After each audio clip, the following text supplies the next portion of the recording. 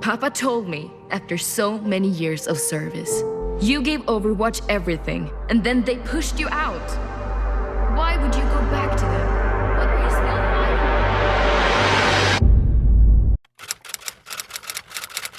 Hey guys, welcome to my first video of this type, of a more commentary style video. So, sorry if it isn't as polished as usual, but this video will be focusing on my experience with Overwatch, why I've fallen out of love with Overwatch, and what they can do to bring me back into the game.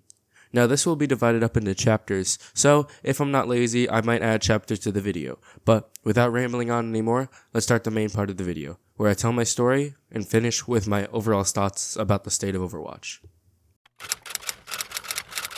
I had first heard whispers of Overwatch as a game from my family gatherings at Thanksgiving and Christmas, where my cousins and my sister at the time would talk about how the game had just come out and how fun it was. I was still fairly young at the time, so I couldn't play at the time because it was rated T for teen, but I was very interested in the stories that my family would tell me about it, the teamwork aspect, the fact that there were so many unique characters, and the fun nature of it. Back then, games didn't have to be perfectly balanced to be fun, so even though some of the characters and strategies were absolutely broken, nobody cared. But I still was too young to play, as it was rated T for teens and up only, so I was relegated to watching the cinematics and waiting my turn to be able to play the game.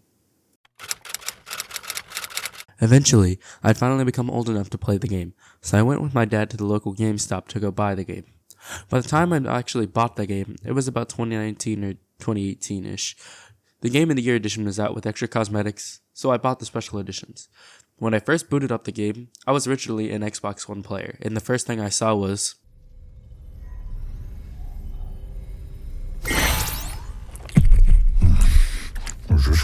To me, and a lot of people, the way they were introduced to the game was not advertisements, but through word of mouth and cinematics. And oh boy, were the cinematics great. Be it Dragons, Recall, or my personal favorite, Honor and Glory. When I got into the game, I was amazed. Since my sisters and cousins had stopped playing before I started, I had no idea how far Overwatch had come. But since the launch, they had added so many new heroes and so many new maps. For a while, life was good for Overwatch, or at least for me. I played without much thought about balance or winning or losing. I was just playing until... The drought was a period of time where Overwatch basically got nothing content related. The drought was brought upon the release of... Yes, we are.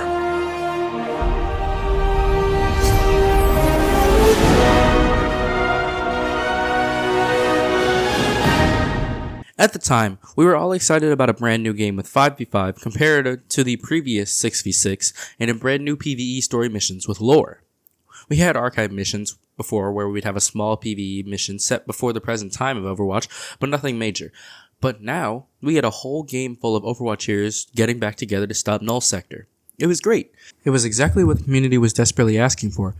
As much as people love playing the multiplayer game, all the cinematics got people wanting more lore from the game, whether it was a game, show, or movie.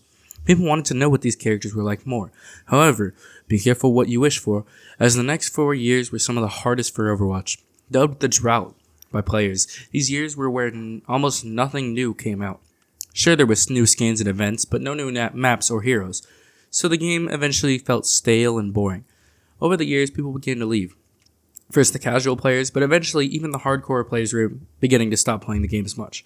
However, after all this time, it was finally here. Overwatch 2.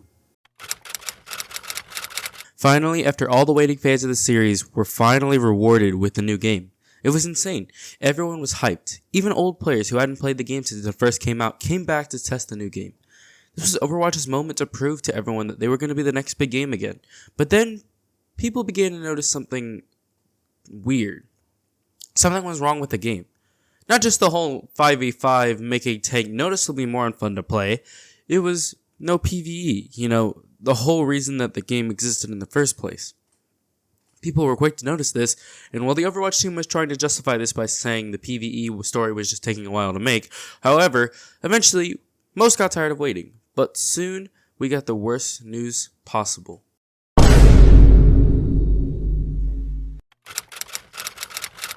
So I may have forgotten to mention something. The Overwatch team is not very good at promising things. They often overpromise and never deliver. I once saw someone put it best as they promised us nothing and still somehow failed at that. Morale in the game was at an all-time low, and many people just up and left, and I don't blame them. Why stick around in a game that didn't meet the promise for the sole reason that there was a 2 slapped on it? So many people left and lost faith in Overwatch. So that's it, right? That's the end of Overwatch. The whimper of a game that could have been everything and more, but was relegated to the dead game corner along with so many others. It just didn't feel right. And that's because that wasn't the end.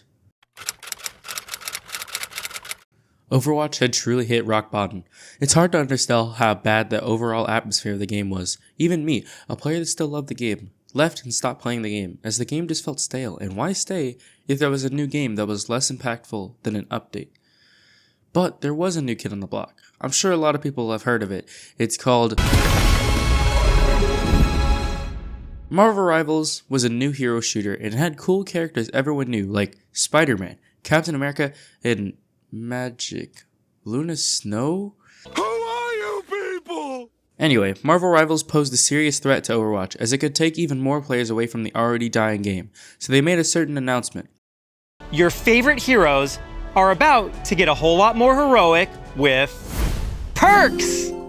And a bunch of other things, including a brand new spin-off game mode called Stadium, which is basically Overwatch mixed with a MOBA game. I'm really excited to try to make a whole bunch of different builds for these different characters, and I really hope we can create our own savable builds, which Blizzard has added since I've made the script. All of these new features make me legitimately excited to play Overwatch again, and I've been playing the game again. But that brings me to the final chapter. So, what does the future hold for Overwatch? I hope that the game continues in the direction it has been, as they seem genuinely excited and ready to make the game the best it could be.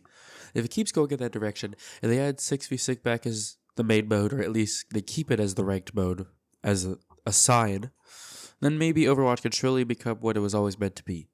Thank you for watching, and if you enjoyed the video, hit like, and maybe subscribe and watch my other videos. I'll probably make more commentary videos in the future, so be on the lookout for those.